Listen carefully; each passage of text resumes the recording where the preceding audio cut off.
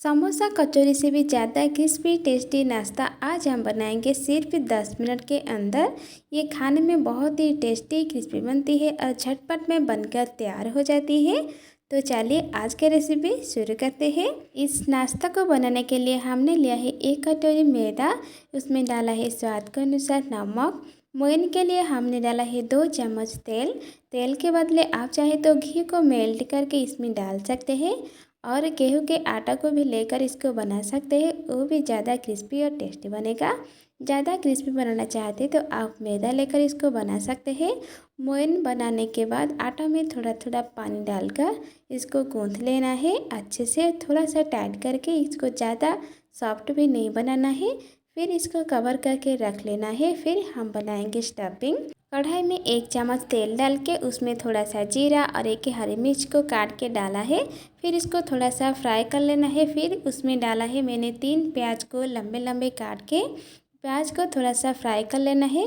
फिर हम इसमें डालेंगे स्वाद के अनुसार नमक, थोड़ा सा हल्दी पाउडर, लाल मिर्च पाउडर और थोड़ा सा गरम मसाला पाउडर, चिकन मसाला पाउडर। आपको जो मसाला खाना अच्छा लगता है आप इसमें डालकर इस नाश्ता को और भी ज़्यादा टेस्टी बना सकते हैं। सारा मसाला डालने के बाद अच्छे से मिला लेना है। फिर इसको ढक के 2 मिनट तक प्याज को पका लेना है। इसको ज़्यादा क्रिस्पी होने तक फ्राई नहीं करना है। तो देखिए अच्छे से हमारा प्याज पक गया है। इसमें हम डाल देंगे 2 चम्मच भुने हुए बेसन। कच्चा बेसन इसमें नहीं डालना है, बेसन को थोड़ा सा भून कर डालेंगे तो इसका टेस्ट और भी ज़्यादा बढ़ जाएगा। फिर फ्रेश धनिया पत्ता डाल के इसको 1 मिनट तक ऐसे मिला लेना है। फिर हमारा मसाला तैयार हो गया है। इसको अभी गैस को ऑफ करके एक प्लेट पर निकाल लेना है। फिर इसको थोड़ा सा ठंडा होने के लिए छोड़ देना है। आप प्याज लहसुन नहीं खाते हैं तो आप आलू मसाला बनाकर इसके अंदर डालकर इस नाश्ता को बना सकते हैं। अभी देखिए हमने जो मैदा को गूंथ के रखा था उसको ऐसे 2 हिस्सों में बांट लेना है। फिर हम दोनों मैदा से 2 रोटी बना लेंगे थोड़ा सा आटा डालकर। तो देखिए इसको ज़्यादा भी मोटा ज़्यादा भी पतला नहीं करना है, मीडियम ही बनाएंगे हम। आप मैदा नहीं खाते हैं तो आधा मैदा और आधा आटा लेकर इसको बना सकते हैं। अभी हमने दोनों रोटी तैयार कर लिया है। एक के ऊपर एक रख लेना है ऐसे ही बिना तेल लगाकर। फिर एक ग्लास लेकर इसको हम ऐसे गोल गोल कट कर लेंगे। आप चाहे तो कोई भी कटर लेकर इसको काट सकते हैं, नहीं तो ऐसे ही ग्लास लेकर इसको कट करके बना सकते हैं। कट करने के बाद जितना आटा बच गया है उसको अभी हम निकाल लेंगे। फिर इस सारा नाश्ता को ऐसे पलटा देना है।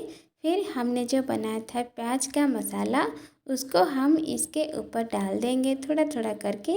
ज़्यादा इसमें डालेंगे नहीं तो ये जब हम इसको फ्राई करेंगे ये फट जाएगा। फिर चारों तरफ थोड़ा सा पानी लगा लेंगे। हमने जो प्याज का मसाला रखा है ना उसके चारों तरफ ऐसे लगा लेना है। फिर इसे दोनों साइड को अच्छे से इसे प्रेस करके लगा लेना है। हम जैसे इसको फ्राई करेंगे ना ये बाहर से निकालेगा नहीं। नाश्ता हमारा बहुत ही क्रिस्पी और टेस्टी बनेगा। अभी हमारा एक नाश्ता बन गया है, बाकी को भी ऐसे ही बना लेना है। अभी इसको हम फ्राई करेंगे। तेल को मीडियम ही गरम करना है, ज़्यादा इसको गरम करेंगे तो ये नाश्ता बहुत ही क्रिस्पी नहीं बनेगा। इसलिए तेल को थोड़ा सा ही गरम करना है और अच्छे से दोनों साइड से क्रिस्पी होने तक तेल में फ्राई करेंगे गैस की फ्लेम को लो करके। अभी देखिए नीचे की साइड ना थोड़ा सा तेल में फ्राई हो गया है। इसको अभी हम पलटा देंगे अच्छे से दोनों साइड को क्रिस्पी होने तक तेल में फ्राई करेंगे 3 से 4 बार ऐसे पलटा पलटा के। तो ये बहुत ही क्रिस्पी और टेस्टी बनेगा। इसको बनाना में बहुत ही आसान है और बहुत ही जल्दी ये बन जाती है। तो अभी देखिए हमारा नाश्ता अच्छे से क्रिस्पी हो गया है। इसको अभी हम गैस को ऑफ करके एक प्लेट पर निकाल लेंगे। बहुत ही कम टाइम पर और आसानी से बन गया है हमारा कचौरी समोसा से भी ज़्यादा टेस्टी क्रिस्पी नाश्ता। इसको आप बनाकर गर्मा गर्म चाय के साथ खा सकते हैं। बच्चों को भी इसको बनाकर केचप चटनी के साथ दे सकते हैं।